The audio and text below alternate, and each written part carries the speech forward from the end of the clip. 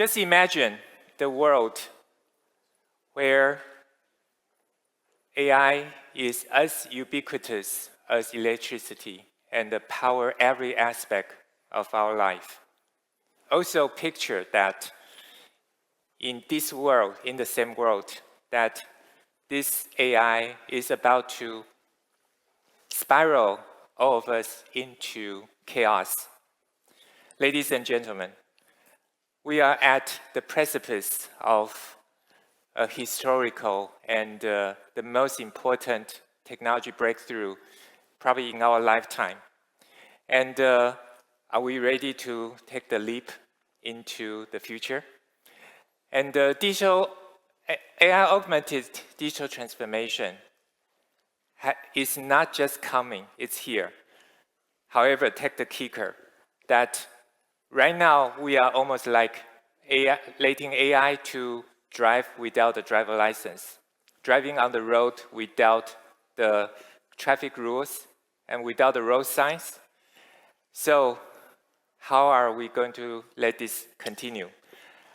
And here today, I'd like to make a case for all of you that we really need to impose a world model that serves as the map, serves as the context, and serves as the guardrail for us to continue our AI-augmented digital transformation so that we have a chance to enjoy the benefit on the other side of the transformation. So at the beginning, I want to use two industry examples to really give us a little bit of the perspective in terms of how the industry, two particular industry, really evolved through the century. And since one of the topical industry, some of you actually travel through airline during the past few days. So I will use the airline industry as the first example. I'd like to maybe do a quick poll that for all of you, do you think the most momentous transformation of airline industry, do you think it happened in the 50s, in the 70s, or in the 90s? How many of you think in the 50s? Raise your hand. Very few. 70s. Some. 90s. More. Okay, so here is why the story may be of interest to you. In the 30s, at that time, every airline reservation, when a phone call coming in, the agent will actually go to the front, pick up a card representing the inventory of the particular flight, and check whether there are available space, and then go back to tell the customer that there is space or not. Apparently, this was okay until it is nearly full. Then you can imagine this agent will going back and forth, try different flights, how disastrous that could be. And therefore, in 1934, the most important event in the airline industry, at least during the first part of the 20th century, was the appointment of C.R. Smith as the American Airlines CEO. And he appointed his CFO, who eventually hired someone as the transformation officer. And the C.R. Smith actually stayed on the CEO job until 1968 when he was appointed by President Johnson, as the Commerce Secretary. And this first transformation is actually try to reorganize how they work. So instead of having a file cabinet at the front, they actually organize this into a rotating shelf, and so that you can wait until that flight coming in front of you. But this is not necessarily scalable. C.R. Smith has one famous challenge to his staff. Whoever cannot imagine an American airline with 1,000 aircraft should not stay with the company. At that time, in 1934, the American airline only had around 80 aircraft.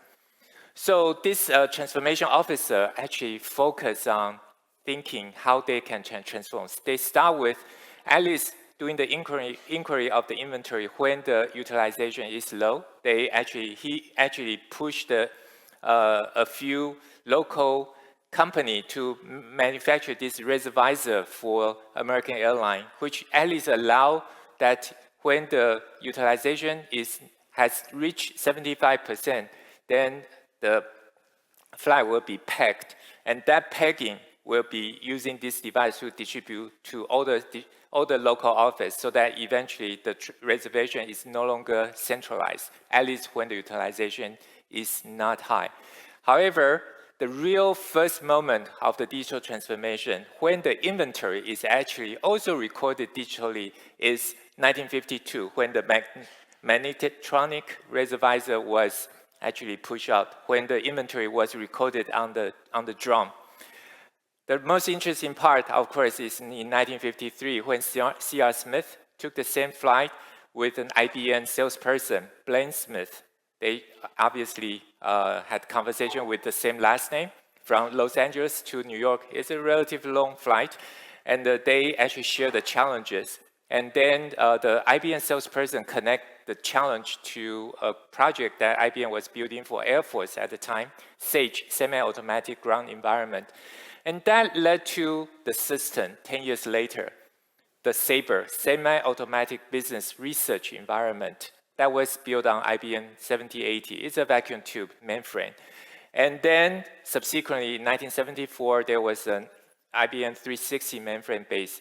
But the next interesting event happened when the MIT AI lab, at the time was not CCL yet, actually the scientists from the MIT AI lab actually went out and formed the company ITS Software, and with the product called QPX, and that become adopted by companies like Orbitz and many other airlines, including American Airlines. Sabre became independent in 2001, and then eventually in 2010, Google acquired ITS Software. Now all of you maybe using Google Flights that came from the ITS Software. And Sabre also integrate AI into their solution. So you can see this airline transformation, the transformation of this industry really had a very interesting journey. The second industry I want to pick is something actually closely related to TSMC. So in the transformation of photography, of course, the very beginning is Kodak in the late 19th century. And throughout many years, Kodak went into the film industry, went into health industry because the very first X-ray was on the Kodak film, and then went into space imaging, where the first satellite actually took the Kodak film. But the most interesting time was in 1975 when a Kodak engineer invented the digital camera, which eventually caused the demise of Kodak itself. And you can see that the sales of the traditional camera went down very quickly as the digital camera sales pick up. But eventually, nothing compared to the actual surge of the smartphone. And I think starting from iPhone 6 or iPhone 7, when smartphone was actually also manufactured by us, then that actually helped to promote the growth of the company that I'm currently employed.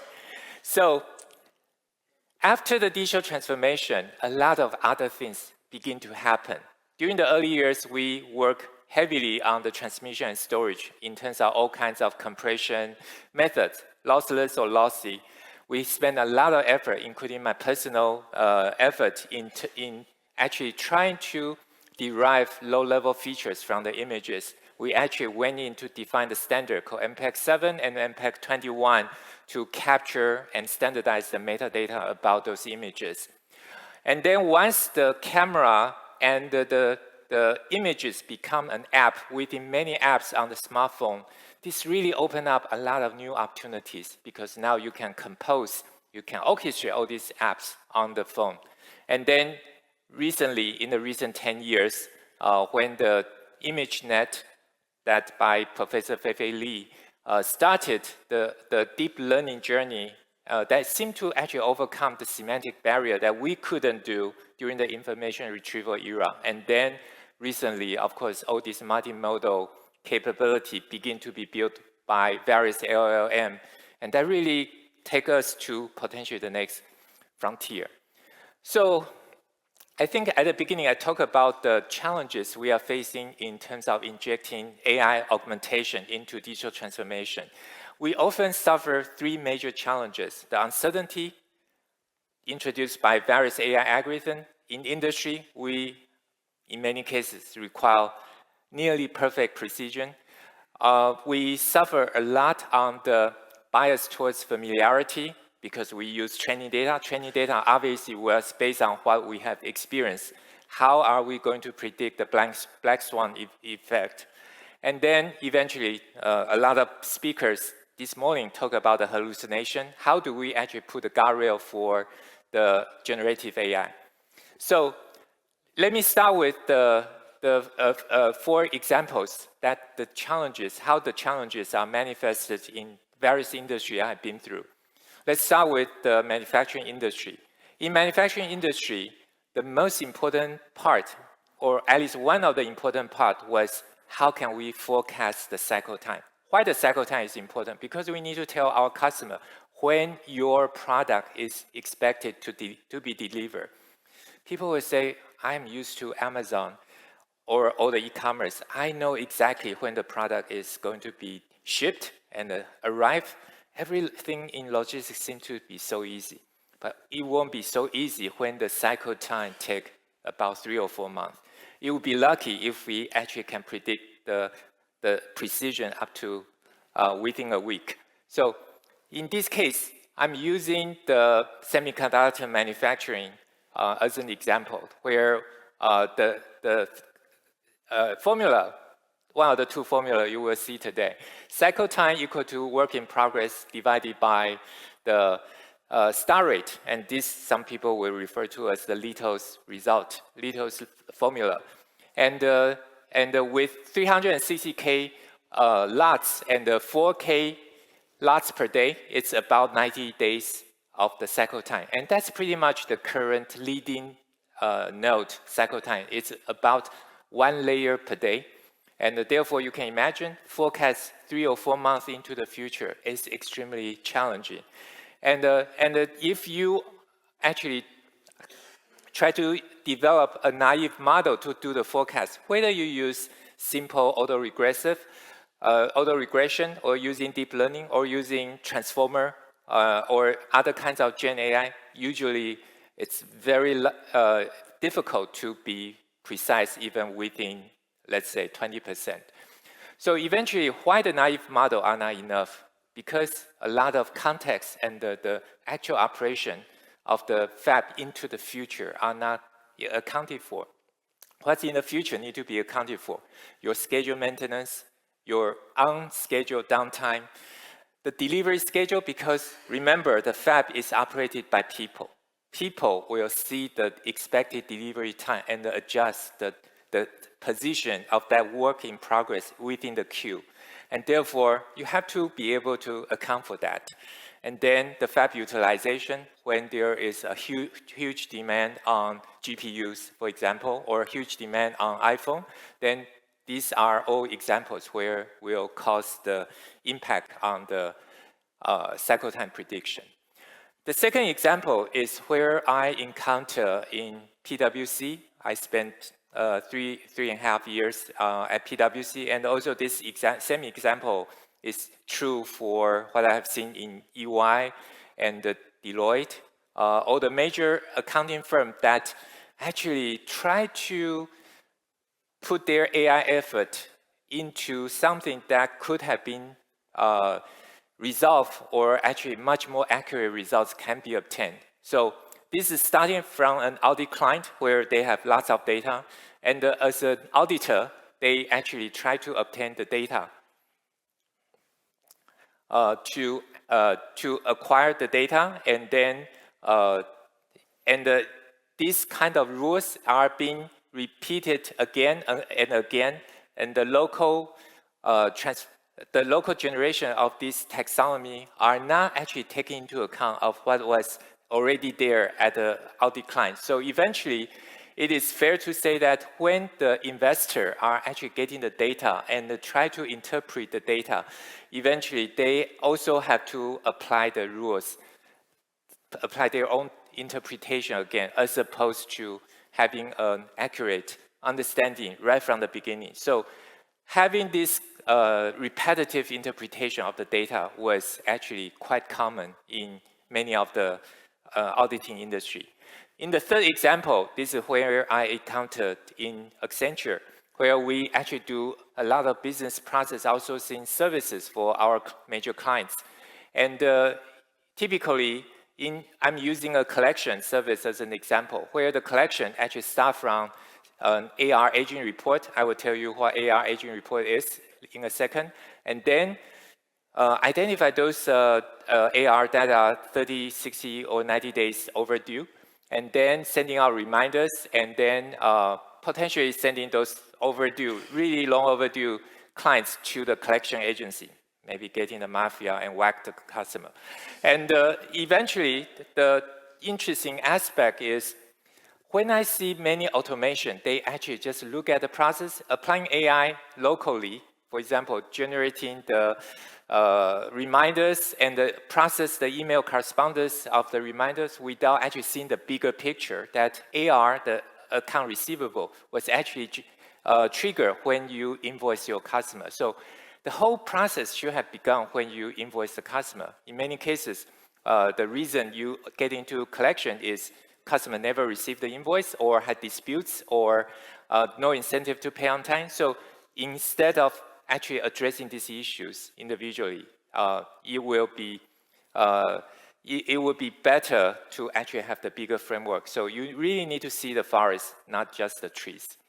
And finally, in spite of the fact that we have been working on EDI in the industry for almost 40 years, we still see a lot of purchase order, invoices, and so on through paper. And therefore, we have to use AI to actually to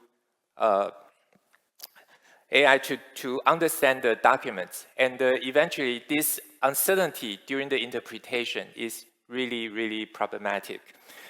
So I want to quickly say that eventually the major effort for us to impose help in these challenges introduced by the AI augmentation is actually systematically build up the so-called world model. World model, also known as maybe context, maybe things you actually help to connect the dots. Some people actually put digital twin as another example.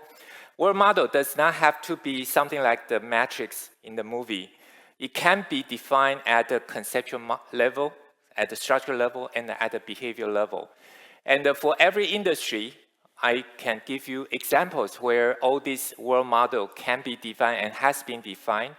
And therefore, these are the great examples where by actually working out this so-called background knowledge, if we use the AI jargon, we can actually have a way to put a map for those AI methodologies. So I want to actually use a few examples to illustrate this point. So coming again to the manufacturing environment, this is in some way represent maybe my company as well as many similar companies in this industry, that there is the real world where the semiconductor manufacturing process happen, and there is the operation which actually conduct all the business operation, including the purchase cycle and sales cycle. And there is the accounting operation, including account payable and account receivable. And there is a planning part that it's actually try to facilitate everything. So eventually the complexity for generating this model is, if we use TSMC as an example, according to the public report, we produce 16 million wafers a year. And that eventually represents a lot of complexity in terms of the operation we need to involve in building up this model. So right now, as we begin to gradually build up this model for us to help understanding and predicting the future.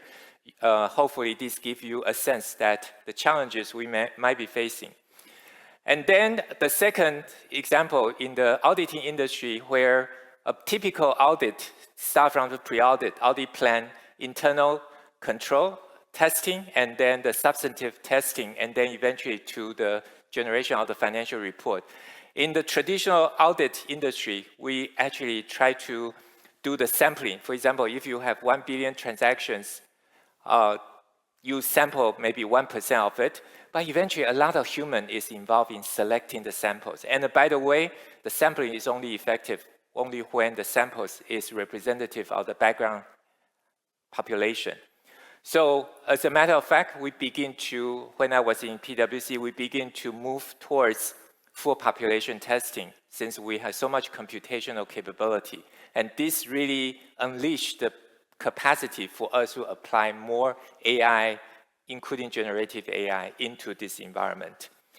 So I think given this, I want to actually maybe jump into 2 other industries before I conclude. So another industry, oil and gas industry, this is where when I was working with Sheng, which is an oil service company, that actually tried to capture this world model by trying to see how can a geologist actually interpret those seismic data and other data when they collect from an oil reservoir. And in an oil reservoir, you need to understand how the oil reservoir was formed from the deposition of a lot of organic material, potentially in an ancient river delta, and then the formation of those impermeable layer on the bottom and the porous layer on the top, and also the layer which can actually contain all the residue of the oil. And then this actually become the possibility for us to understand and build models for locating such data. So on the right-hand side, this is what we actually worked together many years ago, try to essentially create a so-called cyber geologist, and with the hope that eventually we no longer need geologists to do something like this. And this potentially actually allow us to transform the behavioral model into a structural model where we actually look at the structure of the data and then eventually try to have candidates of where you drill a hole and are likely to find the oil. Another example where in the public health domain, this is what we call the vector-borne diseases. Hantavirus pulmonary syndrome was used as an example here, that we actually try to